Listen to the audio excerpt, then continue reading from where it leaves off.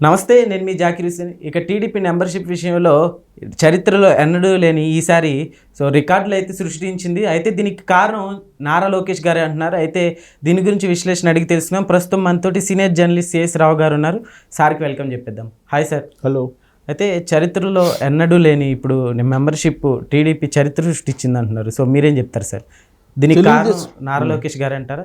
అంటే నారా లోకేష్ గారే అంటే జనరల్గా తెలుగుదేశం పార్టీకి 82 నుంచి ఎన్టీ రామారావు గారు పార్టీ పెట్టినప్పటి నుంచి చరిత్రలో రికార్డ్స్ సృష్టిస్తూ వస్తుంది. అయితే ఇప్పుడు తాజా రికార్డు తీసుకుంటే కనుక డెఫినెట్గా అది లోకేష్ గారి ఖాతాలో వేయటానికి అవకాశం ఉంది. కారణం ఏంటంటే ఆయన కార్యకర్తల సమన్వయ కమిటీ కన్వీనర్గా ప్రత్యక్ష రాజకీయాల్లోకి ఎంటర్ అయ్యాడు. ఆయన సంస్థాగతంగా పార్టీని బలోపేతం చేయడానికి గతంలో చంద్రబాబు గారు రాజకీయ ప్రవేశం తెలుగుదేశం పార్టీలో ఎలా చేశారంటే కర్షక పరిషత్ చైర్మన్గా ఆయన ఉంటూ తెలుగుదేశం పార్టీలో అంచెలంచెలుగా ఎదిగి ఇవాళ జాతీయ అధ్యక్షుడు అయ్యారు. అలాగే నారా లోకేష్ తెలుగుదేశం పార్టీ కార్యకర్తల సమన్వయ కమిటీ కన్వీనర్గా ప్రయాణాన్ని ప్రారంభించి ఇవాళ ఆయన జాతీయ ప్రధాన కార్యదర్శిగా ఉన్నారు. సో ఆ పదవిని కూడా వేరే సామాజిక వర్గానికి ఇవ్వాలని చెప్పి ఇటీవల కాలంలో జరిగినటువంటి ఒక సమావేశంలో ఉండిలో ఆయన ప్రస్తావించారు. ఆయన నెక్స్ట్ పార్టీ కోసం వేరే పదవుల కోసం ఆయన ఇంకొక స్టెప్ వేయబోతున్నారు. ఆ క్రమంలో ఈ జాతీయ ప్రధాన కార్యదర్శి పదవి కూడా వేరే సామాజిక వర్గానికి ఇచ్చి సామాజిక న్యాయం చేయాలి అనేటువంటిది ఆయన ఆలోచన. బహుశా ఆ ఆలోచనతో ఆయన ఉండి సభలో కూడా ప్రస్తావించి ఉంటారని చెప్పి అనుకోవచ్చు. అయితే ఇప్పుడు గతంలో ఎప్పుడూ లేని విధంగా తెలుగుదేశం పార్టీ 1 కోటి మందికి పైగా మెంబర్షిప్ని పొందింది. ఆల్రెడీ ఆంధ్రప్రదేశ్లో 5 కోట్ల పైబడి జనాభా ఉన్నారు. ఓకే, 1 కోటికి పైబడే మెంబర్షిప్ తెలుగుదేశం పార్టీకి వచ్చింది అని అంటే ఇది ఒక చరిత్ర, ఒక రికార్డ్ అనుకోవాలి. ప్రాంతీయ పార్టీలకి ఈ స్థాయిలో ఇంత పెద్ద సంఖ్యలో మెంబర్షిప్ చేసినటువంటి పార్టీ ఏది లేదు. ఒక తెలుగుదేశం పార్టీ మెంబర్షిప్ ఈ స్థాయిలో ప్రాంతీయ పార్టీలు అనేక ఉన్నాయి తెలంగాణలో కానీ ఆంధ్రప్రదేశ్లో కానీ. బట్ ఈ స్థాయిలో మెంబర్షిప్ని చేర్చుకున్నటువంటి మెంబర్షిప్ తీసుకున్నటువంటి పార్టీ ఏదైనా ఉందంటే తెలుగుదేశం పార్టీ. దీని వెనక నారా లోకేష్ గారి కృషి ఉందంటారా? అంటే ఆయన ఇప్పుడు కొత్త తరం 82 నుంచి ట్రావెల్ అవుతున్నటువంటి నాయకత్వం చాలా ఉంది. వాళ్ళందరూ సీనియర్స్ అయిపోయారు, 70+ వెళ్ళిపోయారు చాలామంది. సో ఇప్పుడు కొత్త జనరేషన్ వస్తుంది. కొత్త వాళ్ళు పార్టీలోకి రావాలి అని అంటే కనుక నారా లోకేష్ ఒక స్ఫూర్తిగా వాళ్ళు తీసుకొని ఉండొచ్చు. ఎందుకంటే యువగలం పాదయాత్ర పెట్టారు.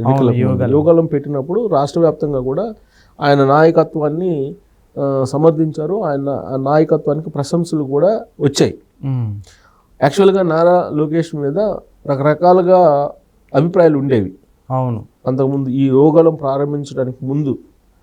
యువగలం తర్వాత పార్టీని నడిపించేటువంటి సత్తా చంద్రబాబు గారి తర్వాత లోకేష్కి ఉంది అనేటువంటి ఒక విశ్వాసాన్ని క్యాడర్లో తెలుగుదేశం పార్టీ లీడర్లో కల్పించారు. అవును సార్, అవును. దాంతో ఈ మెంబర్షిప్ డ్రైవ్ కూడా ఇంత వేగంగా జరిగి ఉండొచ్చు. ఓకే, ప్రతి నియోజకవర్గంలో కూడా కొన్ని నియోజకవర్గాల్లో 1,25,000 మంది మెంబర్షిప్ తీసుకున్నారు. ఓకే, అది రికార్డు, గతంలో ఎప్పుడూ లేదు. లాస్ట్ టైం చూసుకుంటే ఎంత ఉంది సార్, ఐడియా ఉంది? లాస్ట్ టైము 60 లక్షలు సుమారుగా ఉంది. 50 నుంచి 60 ప్రతిపక్షంలో ఉంది. 50 నుంచి 60 అంటే 50 నుంచి 60 లక్షల దాకా ఉంది. దాన్ని ఒకేసారి ఇప్పుడు 1 కోటి మందికి పైగా ఎక్కువైపోయింది. అవును. సో కాబట్టి ఇది ఒక అనూహ్యమైనటువంటి పరిణామం కింద తీసుకోవాలి. అంటే అక్కడ వైఎస్ఆర్ కాంగ్రెస్ పార్టీ మీద అక్కడ ఉన్నటువంటి ప్రజల్లో విశ్వాసం కోల్పోయారు. విశ్వాసం లేదు. దాని చిహ్నంగానే ఇక్కడ మెంబర్షిప్ పెరిగి ఉండాలి. అవును సార్. ఒకవైపు ఏమో జనసేన బలంగానే వస్తూ ఉంది, కానీ ఇంకా సంస్థాగతంగా బలోపేతం కాలాది పూర్తి స్థాయిలో నిర్మాణం లేదు. గ్రామీణ ప్రాంతాల్లో ఇంకా నిర్మాణం జరగల జనసేన పార్టీకి. ఒకవైపు జనసేన పార్టీ ఉంది, ఇంకొక వైపు బీజేపీ ఉంది. అయినప్పటికీ కూడా మెంబర్షిప్ తెలుగుదేశం పార్టీకి ఎంత భారీ స్థాయిలో పెరిగింది అని అంటే ఖచ్చితంగా ఇది ఒక రికార్డ్ అని చెప్పి మనం భావించాలి. గతంలో ఎప్పుడూ లేదు ఈ రికార్డ్, ఇంత పెద్ద స్థాయిలో మెంబర్షిప్ జరిగింది. అలాగే తెలంగాణలో కూడా 15 లక్షల మంది వరకు మెంబర్షిప్ తీసుకున్నారు తెలంగాణలో. పార్టీ లేదు అని చెప్పేసి అనుకుంటుంటారు. అసలు తెలుగుదేశం పార్టీ లేదు, తెలుగుదేశం పార్టీ రాబోయే రోజుల్లో అసలు ఉండదు కూడా అని చెప్పేసి అనుకుంటున్నారు కదా. బట్ 15 లక్షల మంది మెంబర్షిప్ ఇక్కడ జరిగింది. ఇటీవల కాలంలో ప్రశాంత్ కిషోర్ కూడా అదే చెప్పాడు. తెలంగాణలో ఓటర్స్ ఉన్నారు తెలుగుదేశం పార్టీకి, లీడర్స్ లేరు. లీడర్స్ కనుక తీసుకోగలిగితే, లీడర్స్ని కానీ తయారు చేయగలిగితే తెలుగుదేశం పార్టీ రాబోయేటువంటి రోజుల్లో కింగ్ మేకర్ అయ్యేటువంటి అవకాశం ఉంది అని చెప్పి ప్రశాంత్ కిషోర్ తాజాగా ఇచ్చినటువంటి రిపోర్టు చంద్రబాబు నాయుడు గారికి. 15 లక్షల మెంబర్షిప్ అలవోకగా జరిగింది. 15 లక్షలు అంటే నిజంగా అలవోకగా ప్రయత్నం, ఒక డ్రైవ్ ప్రత్యేకంగా డ్రైవ్ చేయాలి. ఇంకా ఆంధ్రప్రదేశ్లో అన్న ప్రభుత్వం అధికారంలో ఉంది, అధికారంలో ఉంది కాబట్టి మెంబర్షిప్ సహజంగా అధికారంలో ఉన్న పార్టీకి పెరుగుతుంది. బట్ అనూహ్యంగా ఎంత అయితే పెరగదు, బట్ సహజంగా పెరుగుతుంది అధికారంలో ఉన్నటువంటి పార్టీకి. బట్ అక్కడ అధికారంలో ఉంది కాబట్టి ఓకే, అది నడిచింది అనుకున్నాం. బట్ ఇక్కడ అది కాదు కదా, అధికారం లేదు, పార్టీ కూడా లేదు, సంస్థాగతంగా మొత్తం ఎవరు లేరు. బట్ ఇక్కడ అంటే తెలుగుదేశం పార్టీకి ఇప్పటికి కూడా ఆదరణ ప్రజల్లో ఉంది. దానికి కారణం ఏంటంటే ప్రత్యేకించి తెలంగాణలో వెనుకబడినటువంటి వర్గాలు, బీసీ వర్గాలు తెలుగుదేశం పార్టీతో ట్రావెల్ అవుతున్నారు. బీసీ వర్గాలన్నీ కూడా ట్రావెల్ అవుతున్నాయి. ఇక ఆంధ్రప్రదేశ్లో తీసుకుంటే ఆంధ్రప్రదేశ్లో కూడా సోషల్ ఇంజనీరింగ్ ప్రాధాన్యత ఇస్తూ ఉన్నారు. అధికారంలో ఉంది పార్టీ. ప్లస్ కూటమి ప్రభుత్వం ప్రజల యొక్క హోప్స్ ఏదైతే పెట్టుకున్నారో, ప్రజలు ఏదైతే కోరుకున్నారో, పరిపాలన ఏ విధంగా అయితే ఉండాలనుకుంటున్నారో దానికి అనుగుణంగా అక్కడ పరిపాలన సాగుతుంది అనేటువంటి ఒక అభిప్రాయం ఉండొచ్చు. అందుకే మెంబర్షిప్ డ్రైవ్ ఇంత పెద్ద స్థాయిలో జరిగింది. ఇంకోటి ఏంటంటే గతంలో ఉన్నటువంటి మెంబర్షిప్ కంటే కూడా ఇప్పుడు కొత్త మెంబర్షిప్స్ ఎక్కువ ఉన్నారు. ఆల్మోస్ట్ ఒక 30 లక్షల వరకు కొత్తగా వచ్చారు అని అంటున్నారు. ఇంతకుముందు లేనటువంటి వాళ్ళు, అంటే ఫ్రెష్ జనరేషన్ యాడ్ అయింది. ఫ్రెష్ జనరేషన్, దీనికి ఫ్రెష్ జనరేషన్ యాడ్ కావడానికి సైంటిఫిక్గా కనుక తీసుకుంటే 2019 ఎన్నికల ముందు జగన్మోహన్ రెడ్డి గారు పాదయాత్ర చేశారు. ఆయన పాదయాత్ర చేసినప్పుడు రాష్ట్రానికి ప్రత్యేక హోదా అనేది సంజీవిని, దానికోసం చంద్రబాబు నాయుడు గారు పోరాటలేదు కాబట్టి మీరు చంద్రబాబు గారు నమ్మొద్దని చెప్పి ఒక పెద్ద ఎత్తున ప్రచారం చేశారు 2019 ఎలక్షన్ ముందు. అవును, అప్పుడు 2014 నుంచి 19 వరకు చంద్రబాబు గారు అధికారంలో ఉన్నారు. ఎన్డీఏ కూటమిలోనే ఉన్నారు. అప్పుడు కూడా నరేంద్ర మోడీ గారు మొదటగా ప్రధానమంత్రి అయ్యారు. ఆయన అప్పుడు కూటమిలో ఉన్నారు. కూటమిలో ఉండి కూడా చంద్రబాబు గారు ప్రత్యేక హోదాని తీసుకురాలేకపోతున్నారు. నాకు అధికారం ఇస్తే కనుక నేను కేంద్రం యొక్క మెడలో ఉంచి ప్రత్యేక హోదా తీసుకొస్తానని చెప్పేసి ఈయన ఎక్కడ చెప్పారు ఎక్కువగా అంటే యూనివర్సిటీలకు వెళ్ళారు, కాలేజీలకు వెళ్ళారు, యూత్ని అట్రాక్ట్ చేసేటువంటి ప్రయత్నం చేశారు. ఈయన ఏదైతే చెప్పారో అది మైండ్లో ఫిక్స్ అయిపోయారు యూత్. అంటే కాలేజీలోకి వెళ్ళి ఈయన చెప్పారు అని అంటే కాలేజీల్లో వాళ్ళ వయసు ఎంత ఉంటుంది, 16 to 18 ఉంటుంది, అంతే కదా. 16 అలా ఉంటుంది. జూనియర్ ఇంటర్మీడియట్ అంటే అంతే కదా, 15 to 16, 16, 17 అలా ఉంటారు. అయితే ఆయన మాట నమ్మారు.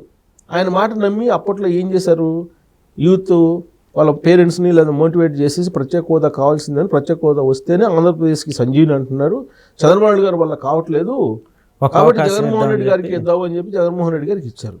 ఇస్తే ఆయన ఏం చేశాడు, ప్రత్యేక హోదా అనేది దేవుడిదయ్యా అన్నట్టు అయిపోయింది. దాంతో యూత్ అంతా రివర్స్ అయ్యారు. మొన్న ఎలక్షన్లో 2024 ఎలక్షన్లో యూత్ రివర్స్ కావడంతో 11 మంది ఎమ్మెల్యేలకు పరిమితం అయ్యాడు ఆయన. ఆ యూత్ బహుశా నేను అనుకోవటం తెలుగుదేశం పార్టీ మెంబర్షిప్కి యాడ్ అయ్యి ఉంటారు. ఆ యూత్ ఇండివిజువల్గా ఇప్పుడు మెంబర్షిప్ అంతా కూడా ఆన్లైన్లో చేస్తున్నారు. ఒక ఫోన్ నెంబర్కి ఒకటే మెంబర్షిప్. ఇప్పుడు ఏదో ఒక లీడర్ డబ్బులు ఇచ్చేసి ఏదో ఒక పేర్లు రాసుకొని ఇచ్చేయటం కాదు. ఖచ్చితంగా అది ఆన్లైన్లో ఉంటుంది. ఆన్లైన్లోనే మీరు డౌన్లోడ్ తీసుకోవాలి మెంబర్షిప్ కార్డు కూడా. దాంట్లో ఏమీ ఫేక్ ఉండే అవకాశం లేదు. కాబట్టి మనం సైంటిఫిక్గా ఆలోచిస్తే కొత్త ఓటర్స్, కొత్త వాళ్ళు తెలుగుదేశం పార్టీ వైపు మెంబర్షిప్ తీసుకున్నారు. దీనికి కారణం ఏంటంటే జగన్మోహన్ రెడ్డి యొక్క నిజ స్వరూపం ఏంటి అనేది చాలా క్లియర్గా ప్రజల్లోకి తీసుకెళ్లడంలో లోకేష్ పాత్ర ఉంది అని చెప్పి భావించడానికి అవకాశం ఉంది. ప్లస్ కొత్త తరాన్ని ఎంకరేజ్ చేస్తున్నారు. ఇప్పుడు క్యాబినెట్ని చూస్తే క్యాబినెట్లో కొత్త తరం ఉంది. కొత్తగా ఎమ్మెల్యే అయినటువంటి వాళ్ళు కూడా మంత్రులుగా ఉన్నారు 7. ఒకసారి ఎమ్మెల్యే కాగానే ఇమీడియట్గా మంత్రి రావడం అంటే అంత ఆషామాషి కాదు. ఎప్పటి నుంచో పార్టీలో ఉన్నటువంటి వాళ్ళు కూడా ఎమ్మెల్యే టికెట్ కూడా సాధించలేనటువంటి వాళ్ళు చాలామంది ఉన్నారు. సరే, ఎమ్మెల్యే అయిన తర్వాత కూడా 5-6 సార్లు ఎమ్మెల్యే అయినటువంటి వాళ్ళు కూడా మినిస్టర్లు కాలేనటువంటి వాళ్ళు చాలామంది ఉన్నారు. కానీ సింగిల్ టైం 2024 ఎన్నికల్లో ఎమ్మెల్యేగా గెలుపొందిన వెంటనే మినిస్టర్లు అయినటువంటి వాళ్ళు ఉన్నారు. ఇప్పుడు టీజీ భారత్ ఉన్నాడు, ఫస్ట్ టైం ఎమ్మెల్యే మినిస్టర్ అయ్యాడు ఆయన. ఇలా 7 మంది ఉన్నారు. సో అంటే యూత్కి ప్రాధాన్యత ఇస్తున్నారు. కొత్త జనరేషన్ ఎంకరేజ్ చేస్తుంది తెలుగుదేశం పార్టీ అనేటువంటి ఒక సంకేతం బలంగా వెళ్ళినటువంటి కారణంగానే ఈ మెంబర్షిప్ ఈ స్థాయిలో జరిగింది అని చెప్పేసి భావించడానికి అవకాశం ఉంది. దానికి ప్రధాన కారకులు ఎవరైనా ఉన్నారని అంటే డెఫినెట్గా లోకేష్ గారి ఖాతాలో ఈ క్రెడిట్ని వేయడానికి అవకాశం ఉంది. కేవలం ఆయన వల్ల అని చెప్పి మనం చెప్పడానికి అవకాశం లేదు. కానీ బట్ ఆయన కేంద్ర బిందువుగా చేసుకొని జరిగినటువంటి ఒక మెంబర్షిప్ డ్రైవ్, ఇది ఒక చరిత్ర అని చెప్పి మనం చెప్పచ్చు. Okay sir, thank you. Thank you.